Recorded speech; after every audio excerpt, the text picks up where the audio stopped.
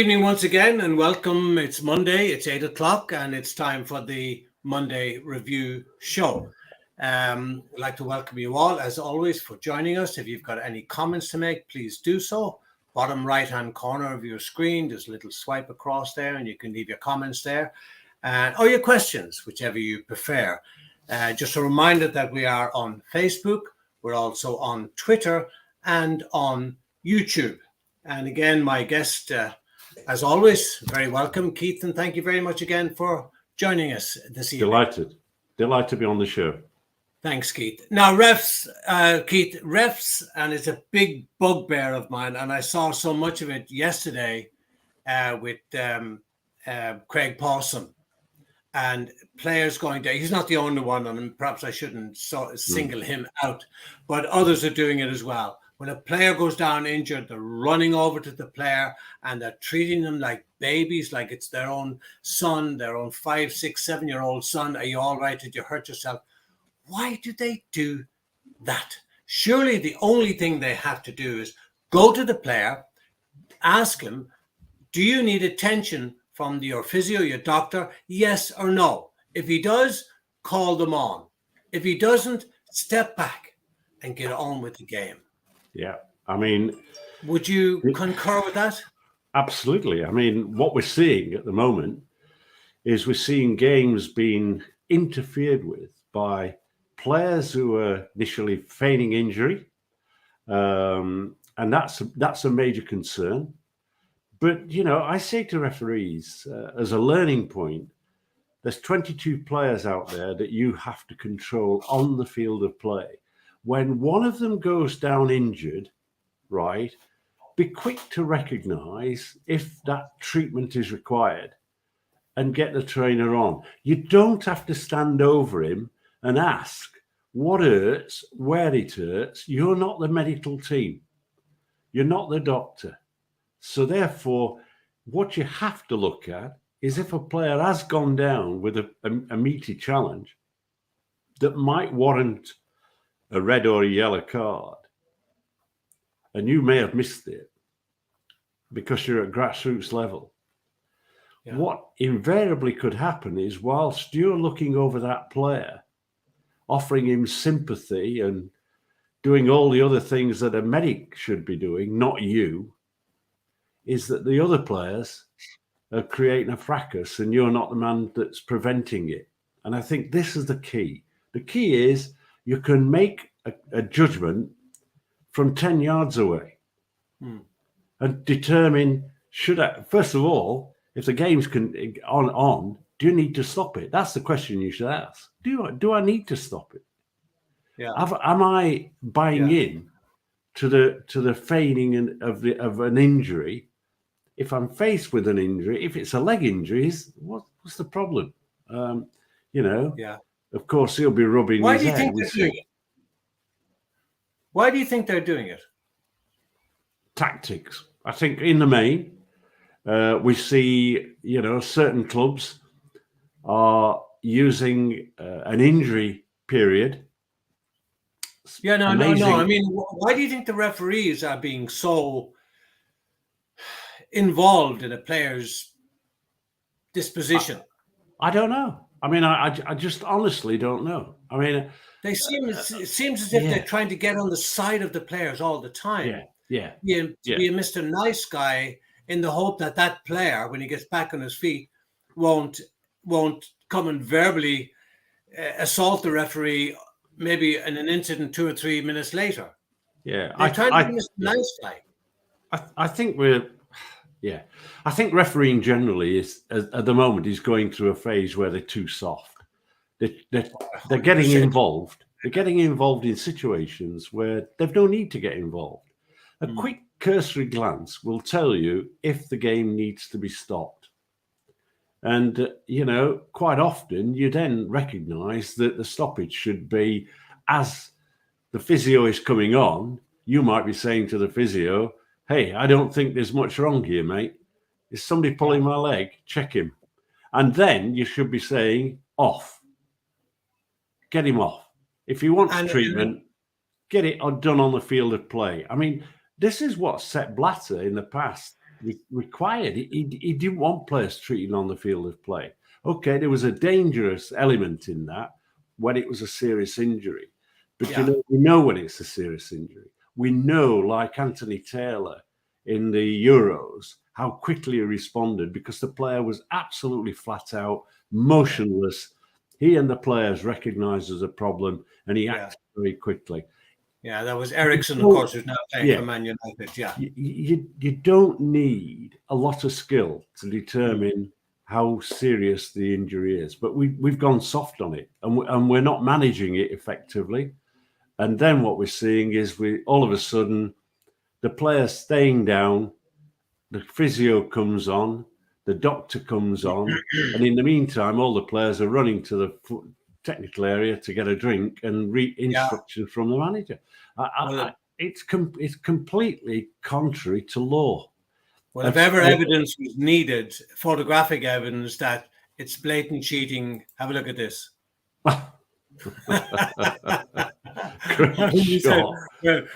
Did I get a penalty? Did I get a free kick? Was it a yellow card? What do you think? I think I know who the player is, but we won't identify him. Well, I saw a Manchester United player this weekend, and that'll cause a furore.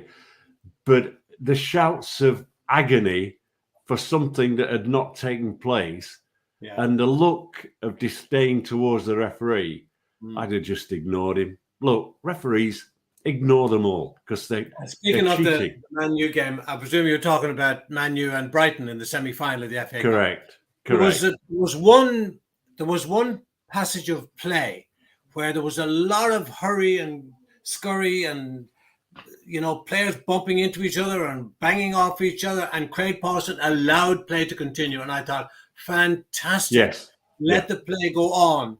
Where in the past, you'll see the slightest little touch, and they'll always give the advantage, whether they need it or deserve it, they'll always give it to the defending team. Yeah. I thought, in fairness, I'm often critical of Craig because I don't think he puts the physical effort into the game that is required at the very highest level.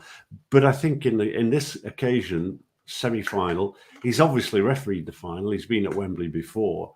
I think he used his experience and good judgment generally in maintaining that control of the game. It's just, it's very difficult for a referee in relation to when players are feigning injury, and I do think genuinely this is one for Howard. Howard Webb, the new boss of the PGMOL, I think needs to have conversations with the Premier League, Richard Masters, and then to follow through with the clubs pre-season to say, look, what is happening is tarnishing the image of the Premier League because it's beamed around the world.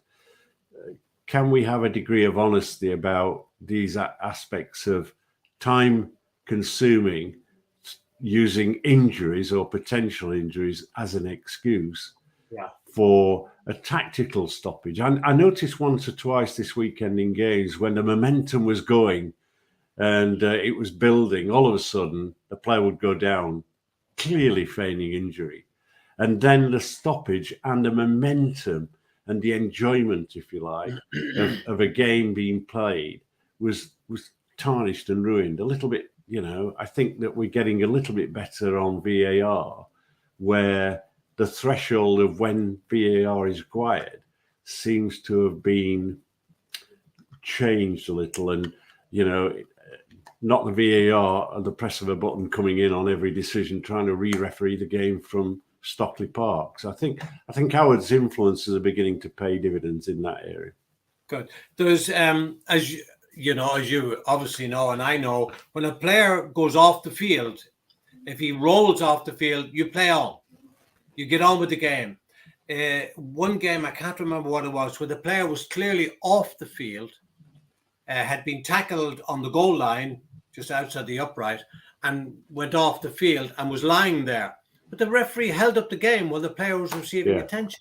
Yeah. I mean, I think this, we need to get back to some degree of regularity. I mean, there was a situation where we made a comment a few years ago because players were doing this, feigning injury, and the opposition were kicking the ball out, and they were stopping the game in this situation. So the slightest of injuries, the ball was kicked out of play. It's seen as a sporting act.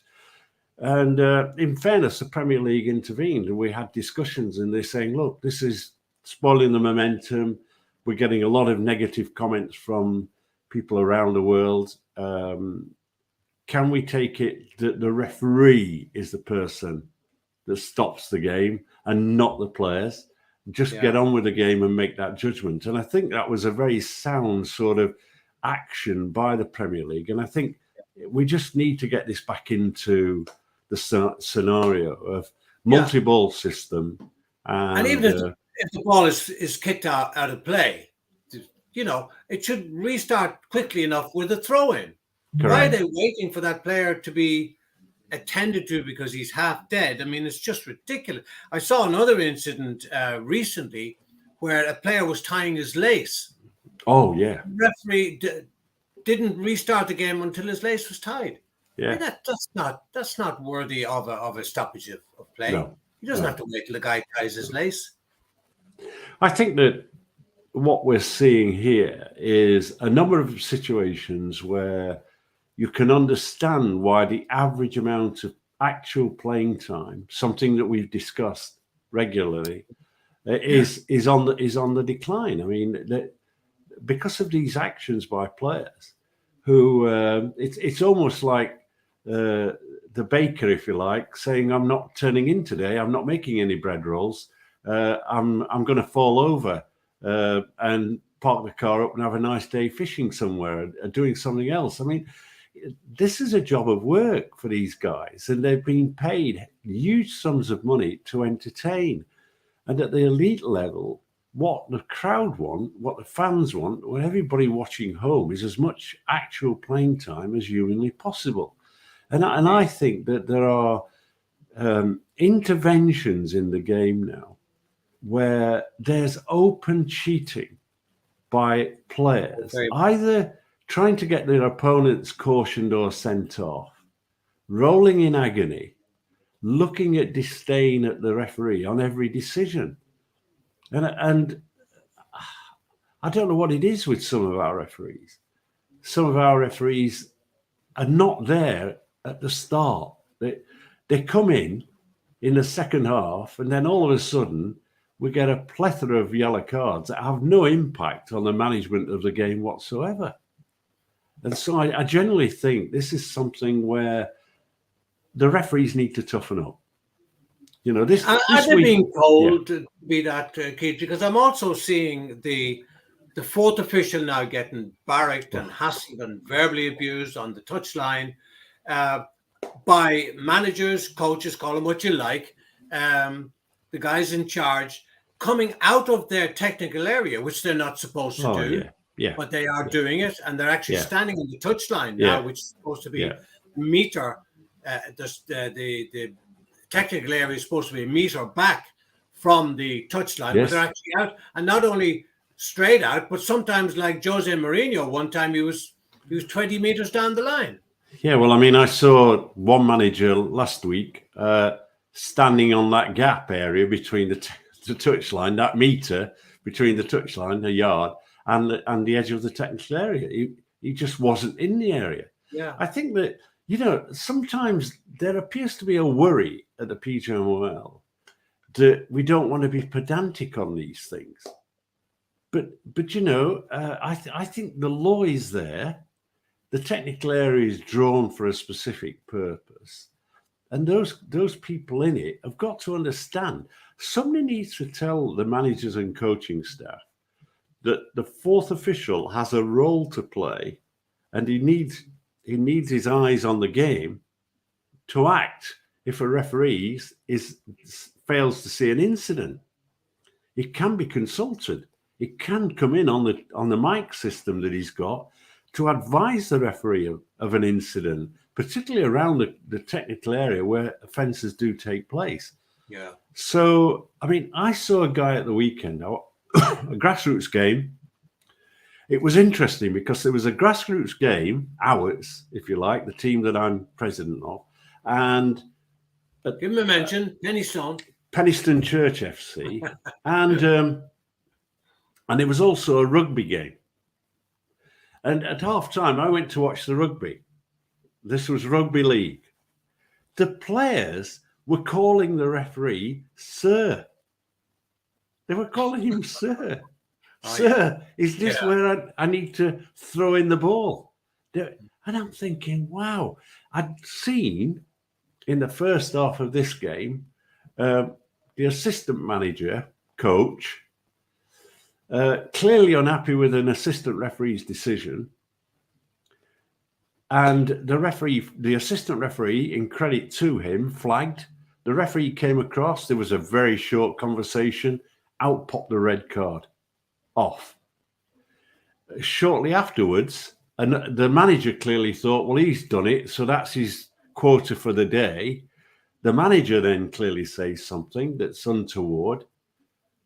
Flag up, referee across, off he goes as well. So there was no manager, no coach for the team. Was this the rugby game you're talking about? No, this is a football game. This was the game in which our team was playing. Yeah. And the opposition's assistant manager and manager were both dismissed by the referee for criticising decisions and undermining the authority of the match official. Now, I mean, it's really quite that guy sad. into the PGMOL, Keith. Get that referee into the PGMOL. Well, I mean, I just looked and I'm thinking, you're doing it. There's a game of rugby where I'm being told constantly players should reach the standard of rugby players, the response and respect that they give the referee. I mean, these guys at rugby, were really hammering each other. You could hear the clash of bodies. Yeah. You could hear the sort of air being expelled from the body, having been hit by a 20-stone defender or whatever position he was. And I'm going there and they're calling the referee, Sir. And I just walked away and there was a spectator and I shook my head and he goes, have you watched the game of football? I said, yeah, they're criticising every decision he makes. There's none here. And I go, 2 games. But we should aim for that level of respect. So I think the only way here is to actually, for the Premier League itself, the board of the Premier League, to recognise that the image of their game is being tarnished because of the lack of respect to referees and the players going down feigning injury. And we need to draw a line in the sand. We need to perhaps go pre-season, say to everybody, these are the laws of the game. We are not being pedantic. We're going to apply them, right? This is what we expect of you. So involve the LMA, involve the PFA. And I just think that I don't like the word clamp down. But, in my period of office, we ran with a Premier League where the owners of the clubs signed up, the manager of the team signed up, and the captain representing the players signed up. And it was get on with the game, get on with the referee, get on with each other. And it was to say, look, it's a working environment. The people that count here are the fans and the spectators around the world switching on their television sets. They want to see the football, not the undermining of match officials. That's why I hate, and I think it's total hypocrisy, this handshaking at the start of the game. Oh. Total hypocrisy. Honestly, if I was Howard Webb in charge of the PGMOL, I would say to the referees, and I would tell the clubs, do not shake hands with my referees. Shake hands with each other if you like, and then go and do what you normally do, is kick lumps out of each other. But do not shake hands with my referees because it's hypocrisy, and it's an insult. Because no sooner will the game have started, but you start questioning the referee's decision. Is that old rule, or that old saying that is it rugby is a hooligans game played by gentlemen, and soccer is a gentleman's game played by hooligans. Do Yeah. you think that applies here? Historically, I think that we've just got to try to win back some respect around the game itself. And I think that, there's fans who are laughing at the players now. The fans are laughing at players. I mean, they've only to look and read social media, and I watched the opening minutes of Newcastle versus Spurs, and they were just bowled over. And I'm thinking, how can professional footballers perform so badly? Yeah. They've been flown up to Newcastle, they've stayed in a Swiss hotel, eaten fine food, getting paid thousands and thousands of pounds, and the effort seemed to be non-existent. And I know I'm getting into the realms of football and be upsetting some fans, but I think that, often we're critical of match officials. I just wonder whether there ought to be more criticism of their players failing to actually work at the level that they're expected to work and put in the effort that they're expected to put in. Well, wasn't Conte correct when he came out, when he blasted the referees 3 or 4 weeks ago, whatever? Because now the interim manager, he's been fired today. Yeah. So he's gone as well. So the players have to take the blame. Now, whether they're deliberately playing bad, as they do, because this whole thing of player power, I have no doubt is out there, that they get together, they don't like a manager or a coach, as it happened way back in our time, Keith, at Leeds United when Brian Clough was there, 44 days. And the players just decided to play badly, lose games, so the manager gets fired, and he only lasted 44 days. And I'm convinced that the players have that power. If they don't like the manager, they'll just play badly, lose games, and then, of course, the manager gets fired. Yeah. What I thought was interesting this weekend, if anybody took in the game, I can't remember which it was, that was officiated by Michael Oliver, because he did Liverpool, Nottingham Forest. Yes, I thought it was interesting because he doesn't chat a lot really. In this particular game, he just acted neutral, impartial, and he doesn't engage with the players, even though they're shouting at him. Yeah, I thought he had a superb game. I thought that his management of situations, his recognition of challenges was top drawer. And I'm thinking, Howard, you've got an absolutely world-class referee here, no question. And I think, in fairness, Howard's recognised that because he's got the big game between Arsenal and Manchester City. Oh, has he? Coming up, which will be a real humdinger of a game. Yeah. And he's in the middle. I just hope that he maintains his form in terms of, if you like, I'm not getting fussed, I'm not over chatting, I'm concentrating on my decision making, I'm putting the physical effort in. He reads the game brilliantly in terms of his positioning. Do you know who the fourth official is in that game? I can get that if you bear with me. Yeah, I'm just wondering because with the likes of Pep Guardiola and Mikel Arteta, who are very very demonstrative, running up and down the pitch and running up and down the technical area, even out of the technical area, and they'll be in both the fourth official's ears, one on one side and the other on the other side. I'm sure he's going to get a barracking. Right. The fourth official is Craig Pawson. Okay. The VAR is David Coote. Coote had the Newcastle game at the weekend and suddenly in the last couple of 3 weeks found a bit of form. I thought the game, Newcastle Spurs, he just kept out of it. But the important thing, and I think a real message to young referees, is I think 3-0 down very quickly, Spurs, but the referee was holding his concentration. The score wasn't influencing him. He didn't relax.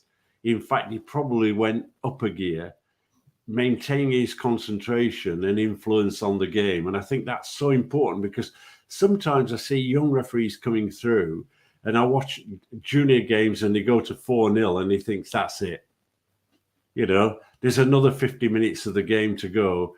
I'll totally relax. And then they wander, and then the game goes round their neck because they've not done the job. So I think that just another aspect. Yeah, Craig Pawson will have his job cut out, won't he? Absolutely. Could it be in that Spurs game, Keith, that the steam went out of it, that Spurs were becoming demoralised, and if it had been 0-0 or 1-0 or 1-1 or something, that the fight would still have been there, the competitive edge would have been there still. But I mean, Spurs went forward. They were 4-0 down after 21 minutes, and the whole, I think they lost their will to keep playing at one stage. I think that that easy for the referee. Yeah, well, I listened to the game as well as watched it. I think what was really interesting was Chris Waddle was an analyst for BBC, and he's a guy who actually I respect a lot with his knowledge of the game, and he obviously is a Newcastle fan in that as a player. And his comment was almost from kickoff that the playing three at the back against Newcastle United was tactically the wrong thing to do. And he gave reasons behind that in terms of the players of Newcastle who were facing Spurs, and he thought there might have been some influence in terms of their persona, in terms of behaviour on the field of play, but much to do with the tactical change. Of course, the guy who made those changes has gone. Last thing, game managers go very quickly, don't they? Yeah, don't they? Come and go, absolutely. I'm noticing now in the rugby, the old Heineken Cup, it's now the United Rugby Championship. They're now starting introducing female referees. In the Premier League, what do you think? Well, we have, I think, a very competent female referee operating at the moment in relation to the Football League, the Championship. Rebecca Welsh from the Northeast. I think she's proven herself very capable of refereeing men's football. I've heard some really good reports about her performances. Obviously, we've had women assistant referees on the Premier League. Wendy Toms was, in my era, very efficient. Then Sean Massey-Ellis, who now is tending to be VAR more, and I think will go to the World Cup in Australia for the Women's World Cup as a VAR specialist. She's tending to do VAR. So I think that we might be about 4 or 5 years off, but I think it will happen. What about this lady here? Yes, that's Rebecca Welsh. Yeah. And I think she reads the game well. She manages the guys. The guys give her respect, in fairness. I mean, she's refereeing both women's and men's football, so she's kept very busy. The person, you know, when I look at referee education at grassroots level, there's a guy called Ross Joyce. Ross Joyce, in effect, works for the North Riding FAs. I think he might be the development officer, but he's also a football. He's also a football league referee, and his work rate is tremendous. I watched some of his social media and the things that he does. He worked very hard on a Saturday and Sunday promoting young referees. They've recently had an exchange program with young referees going from the North Riding FA to Liverpool FA on an exchange program. I think that's brilliant because obviously different attitudes and you know, someone traveling and spending a weekend in the Liverpool area from North Riding is great for them, you know, and I think those are the initiatives that have to be followed through around the country. But she comes from that, if you like, cadre of match officials that operate out of North Riding. I think she puts a lot back into refereeing, educating and helping others. I think at the end of the day, we've got to get into that area where we've got to get that mix into the game sooner rather than later. You know, it's only, I don't know, it's less than 10 years ago when we switched the television on or the radio and it was a male commentator. Think of the number of times now that we have women analysts and women commentators. That's right. Keith, as always, thank Pleasure. you very much again for joining us. And thank you out there for watching and for commenting. Keep your comments coming in. We'll do it all again next Monday. Thank you very much. Good night and God bless. Thank you. Good night.